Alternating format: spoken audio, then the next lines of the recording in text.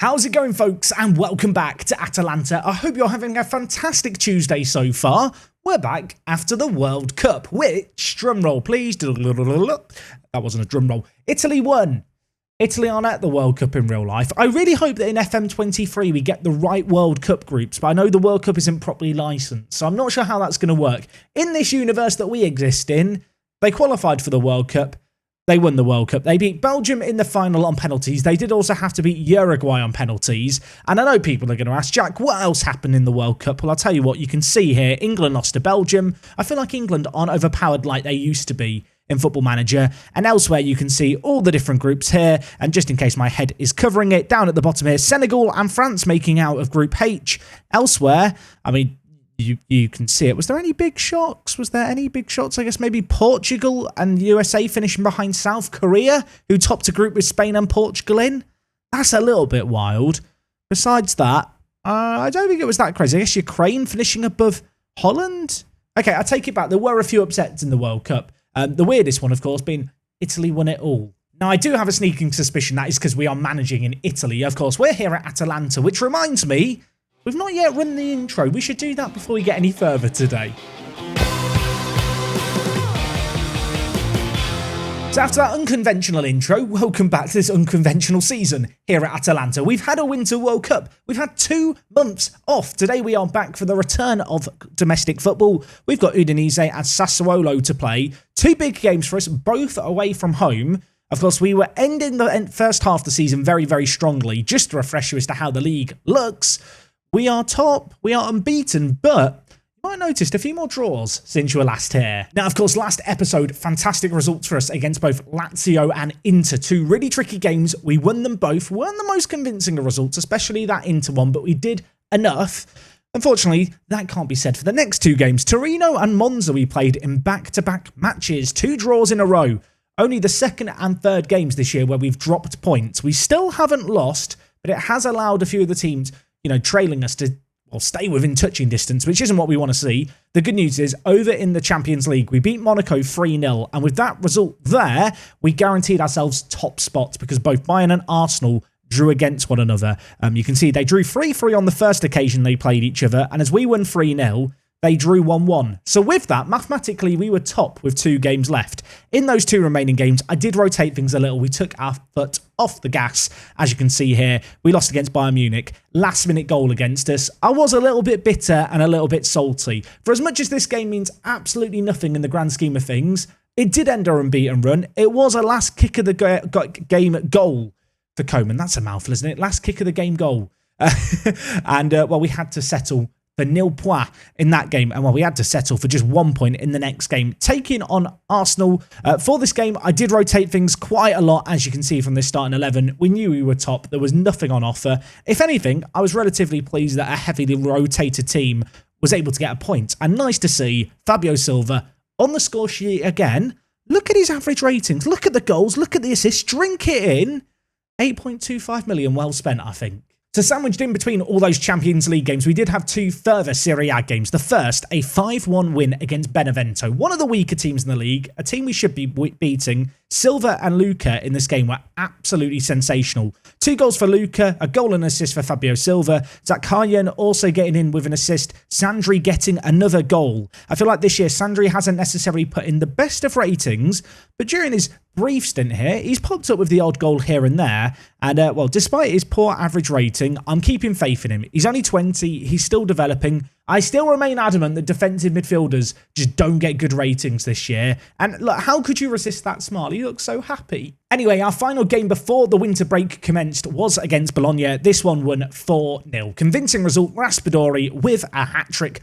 14 goals in the league for him in the first half of the season. He went away with Italy for the World Cup. He got his first goal in the competition and his first goal for the national team, which was great to see. I'm hoping that, he isn't going to be suffering too much. I feel like we're in a fortunate position, actually, where we've got a very, very good team. I mean, look at this team. It's a great team. But we've not got that many players who are at the World Cup, at least compared to some of the truly elite teams in Europe. And I'm hoping that World Cup matches, fatigue, tiredness, it's all going to kick in for the big dogs. Maybe we can capitalise, continue our strong form in Serie A, and maybe do well in the Champions League. I mean, look, we won very convincingly a few big games in the Champions League. In the group stages, you might be wondering, who have we got in the knockouts? Well, I'll let you know who we've got in the knockouts. Chelsea. Yeah, not the easiest of draws. I would ideally like to avoid the Premier League teams just because they've got bigger budgets than us. They've got bigger pockets than us. It's just not fair. Yeah, their key man, N'Golo Kante, 31 years old. He's very good in Football Manager, is N'Golo Kante. But just looking at things, we've not got to worry about that Chelsea game for a little while. We take them on the 21st of February and the 15th of March. That feels like an age away. And the reason for that being is, with this weird Winter World Cup season, all the fixtures are moved around quite a lot. We have got a very, very busy January, a very, very busy February as well. First half of the month is going to be tricky. That does leave me a little apprehensive going in, I suppose, into this run of games. I'm hoping that we can go on a run in the Italian Cup, but to be honest, that might be the least of our worries. Maybe an unnecessary distraction. Today, Serie A resumes after a 2-month break. We're going to hope to continue that momentum that we had ending it. Unbeaten in 15. I mean, there's only 23 games left to go. The unbeaten season is going to happen, I believe, kind of. So just a little bit of team news going into today's game. Unfortunately, Luca not available. He's currently out with a virus, out for 10 days. So we're going to be without our big, lanky impact sub target man. Elsewhere, bit of a big one, DeMarco, unfit, kind of. I say unfit kind of. Look, it's not a full green heart, and it feels like an unnecessary risk. He's had a big summer. I say big summer. He's had a big winter. That doesn't feel right to say at the World Cup with Italy. He's a bit tired. He's come back jaded. We're going to give Pellegrini a run out today. Yes, he's not quite as good as DeMarco, but he's still a good player. He's still got caps for Italy.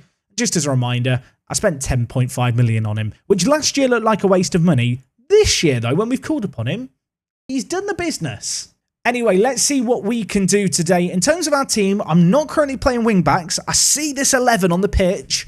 I'm thinking I might have to switch to the wing-backs. Sassuolo playing a 4-2-3-1. You can see our team here. It's a young 11. It's a good 11. It's an 11, which, well, I believe in. I'm going to put wing-backs on, though. Not because I don't believe in them, just because I think it'd be naive to play with the wide midfielders in this one. I will just say, if today's episode is a little bit chaotic and a little bit all over the place, it's because it's been a bit of a chaotic day today. Background behind me is just very weird, and the acoustics might sound weird. So if the audio sounds weird, apologies. It's been a weird day. It's been a hectic day. My house has basically been turned upside down so it can be painted.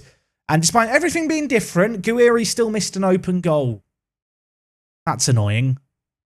Really annoying. Already halfway through the first half here. This has been not a classic so far. I'm glad that we've got the second game after this one, because this was a one-match episode.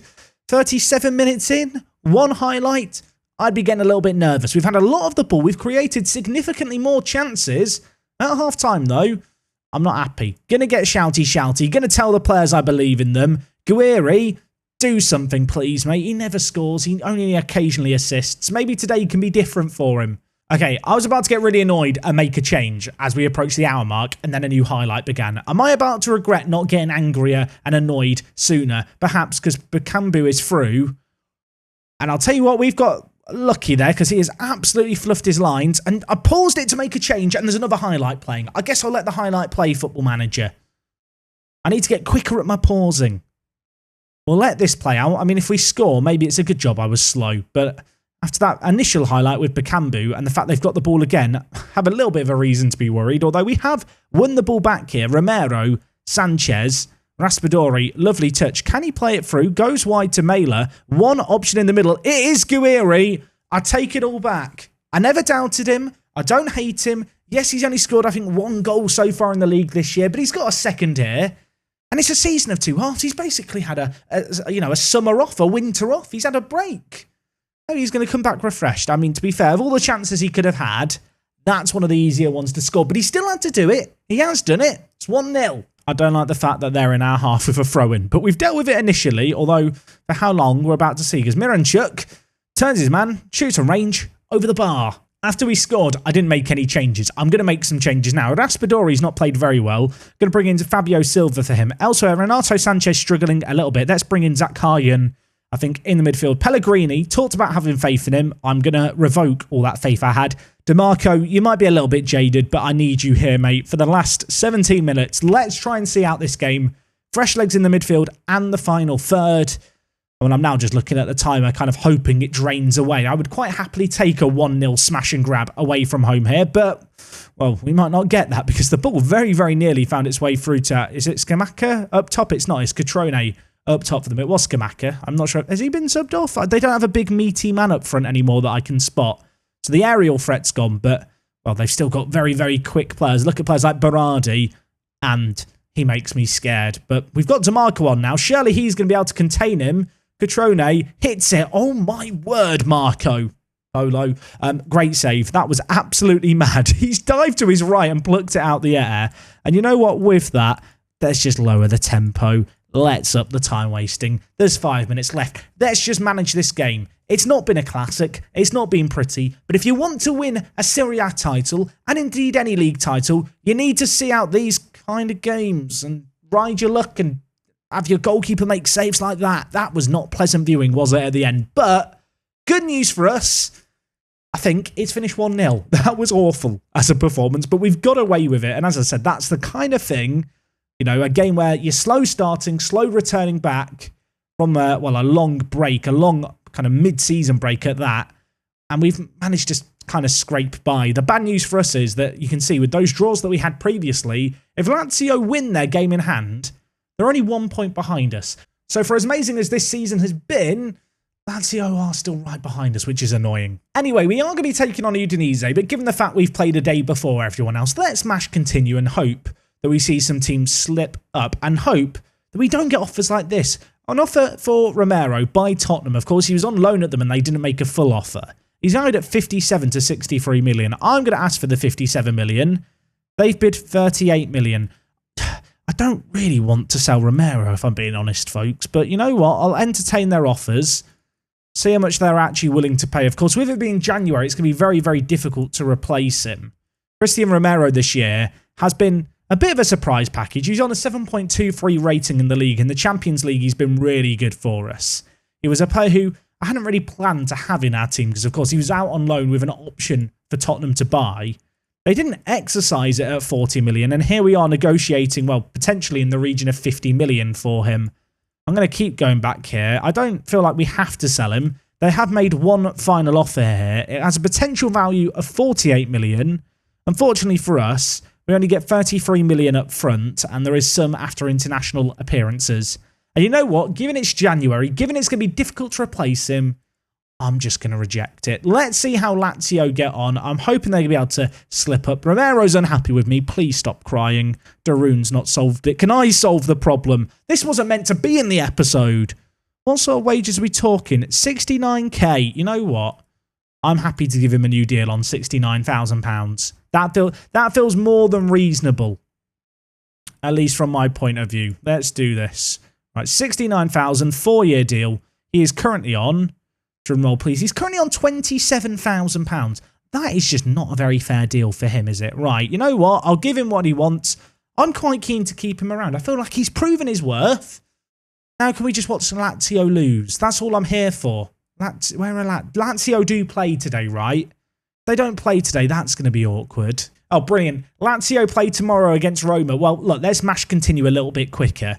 I feel like today's been a chaotic day for me pre-episode. It's been a chaotic day in the episode. Let's just keep the whole chaoticness going.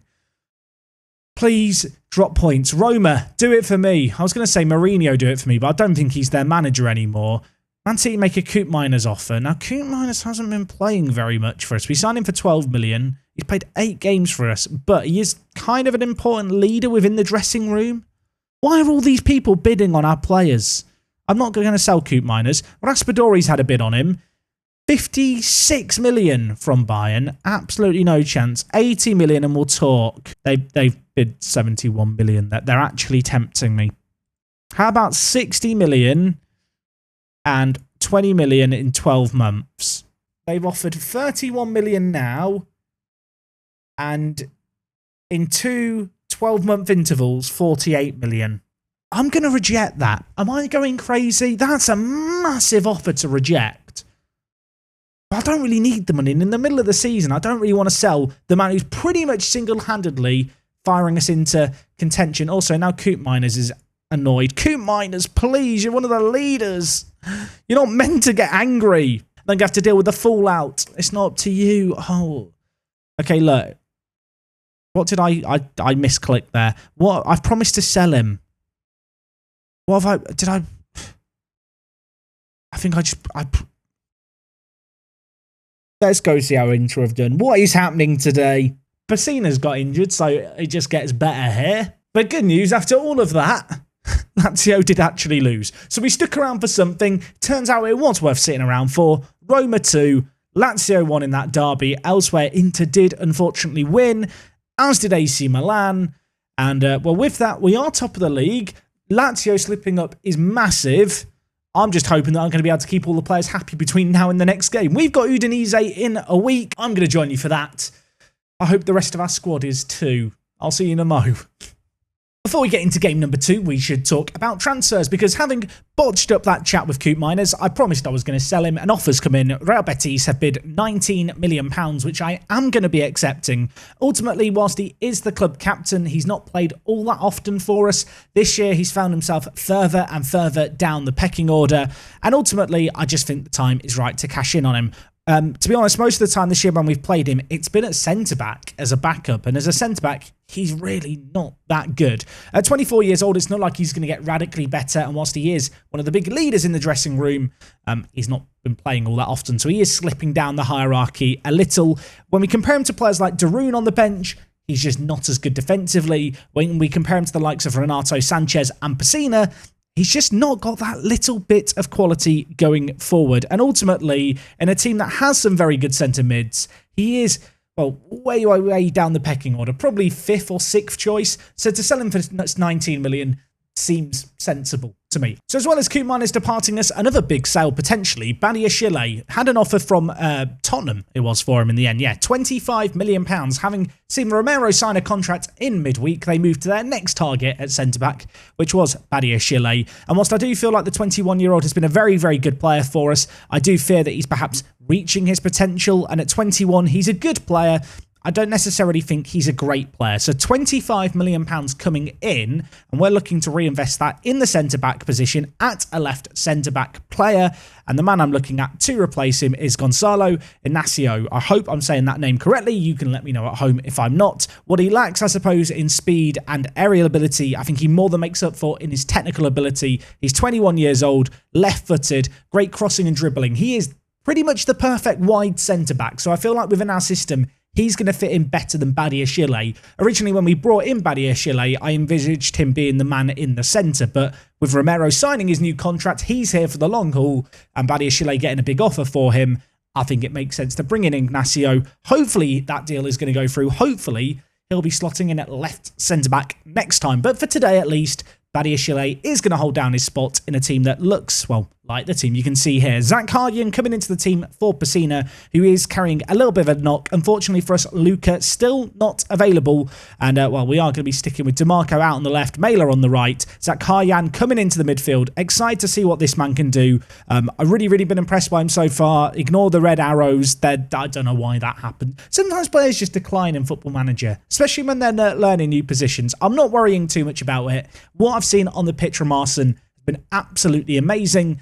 Well, hopefully he's going to put in another masterclass for us today. I must be honest, I am still umming and ahhing about that Raspadori deal. Should I have just taken the 80 million from Bayern? Would you have taken it? I just feel like it jeopardises our chance of winning the league. And whilst, you know what, next year, if we miss out on the title, or even if we win the title, and I get an £80 million offer, if I think that kind of money can make a difference towards a Champions League push, it's much more difficult to say no. But at this moment in time, I feel like if we lose Raspadori's goals, we're basically waving goodbye to the title. I don't intend to sell him midweek. You can let me know in the comments if that's an error to kind of sell him, not sell him mid-season.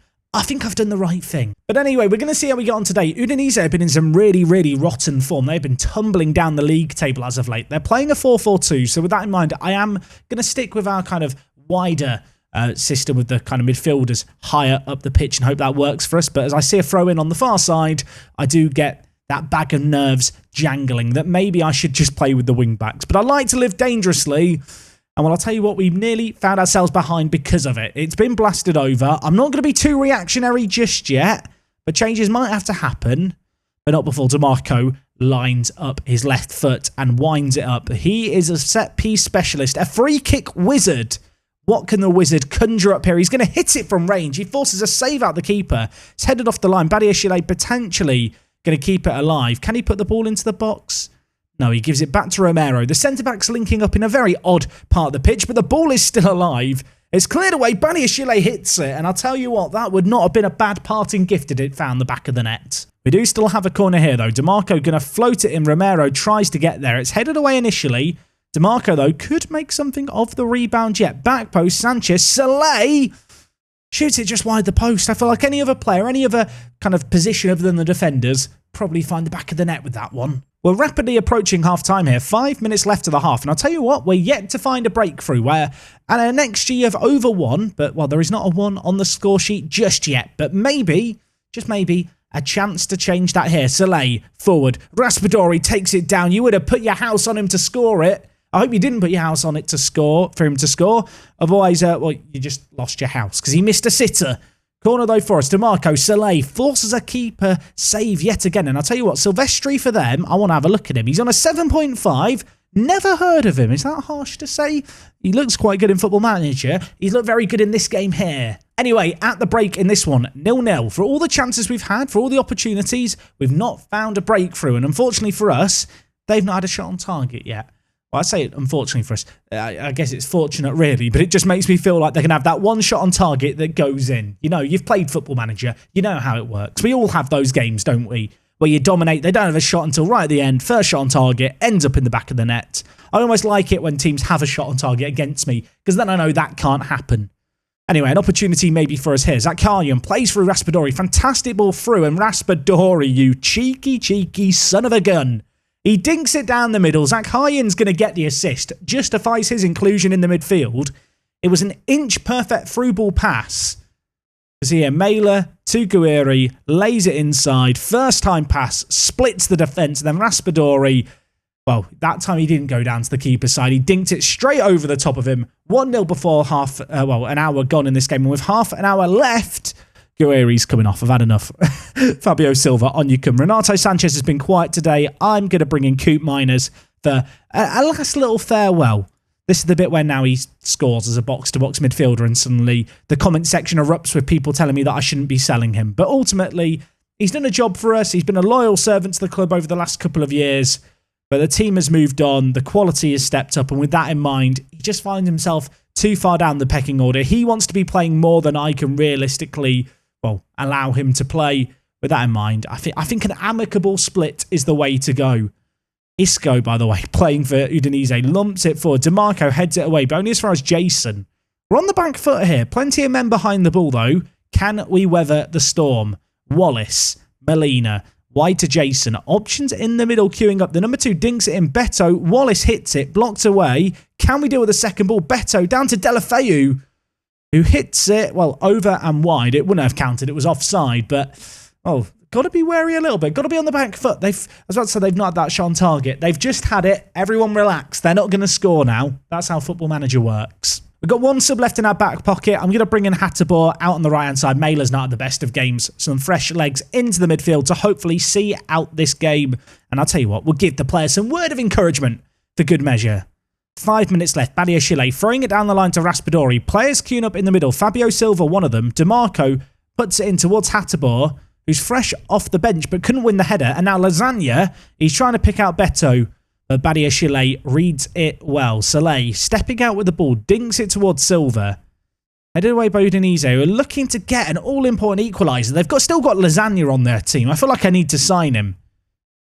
Good tackle by Soleil. Got to be careful on a yellow, but he timed that to perfection. And now it's a 2-on-2 at the back. Fabio Silva, what a ball to Raspadori, who not for the first time in this game squanders a 1-on-1. He could have had a hat-trick here. We do still have a corner, though. DeMarco to take it. What can he do? That one to the left foot. The wizard. He puts it in. It's headed away. Could he make anything of the second one? No. I don't know why we've been shown that corner, really. Isco in possession. Tries to lay it wide, but DeMarco reads it nicely. And now, well, we're going to look to make something happen. Ball launched towards Fabio Silva. Challenges in the air. We win the second ball. Hattabor to Fabio Silva. Zakharyan on the underlap. Plays through Coop Miners. And, well, he's missed a sitter there. That's why I'm selling him. That single chance there has justified the decision. And I'm not making the decision because I misclicked. Honest. Right, there might be one last highlight here. 1 minute left. It's only 1-0. Udinese could still go up the other end and score. We're going to hope that we can get a second just to make things secure here. Badiashile plays through Raspadori. Can he finish it? He can. Question marks as to whether or not he's offside here. This could be Badiashile's kind of swan song. His farewell to the club and assist here. And I'll tell you what, the goal's going to count and he is going to get that last little moment in the spotlight. Doesn't get many assists from wide centre-back. Got one here though. Raspadori doubles his tally for the game. Makes it 2-0. After the winter break, a chance we'd come into this game with a little bit of rust. But well, I'll tell you what, there is no rustiness to be seen. 2 wins here. 2 great results. A little bit of transfer business going on as well. And right now, we're still in a very, very, very good position. Look at that league table. Drink it in. Lazio 7 points behind us. Still not even at the halfway point in the season, so we can't get too carried away. But that, my friends, is a very pretty sight. And you know what?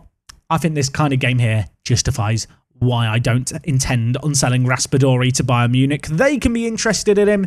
Liverpool, Man City, Real Madrid, they can all be interested in him. It's going to take a monster offer for me to consider selling him. He has improved so much since he joined the club. He's continuing to get better, the 22-year-old. And I kind of just see him as part of the long-term vision of kind of having a really good Italian core to this team. I want him to, become this mainstay of the Italian national team whilst leading the line for us. So, yeah, unless we get over 100 million, he won't be gone by next episode. Be awkward now, wouldn't it, if I sold him between now and, well, tomorrow. 2 great results in the league, a little bit happening in the transfer market. It feels like an exciting time here at Atalanta. In terms of when we're going to be back next time, I am looking ahead to that Champions League game against Chelsea thinking, that could be fun. We might do the first and second leg together. We might do the first leg and maybe one of the league games prior. As I mentioned earlier, I've got decorating going on in my apartment. So if there's no episode tomorrow, don't panic. Eat your lunch. There'll hopefully be an episode on Thursday. Yeah, things are a little bit chaotic today. Today's episode's been a bit slapdash and kind of thrown together quickly. I hope that's not been noticeable. I hope it's been enjoyable nevertheless. Thank you for watching as always today. I'll see you guys tomorrow for more. And well, until then, take it easy. It's me, Jack, and I'll see you on the next one. I'm out.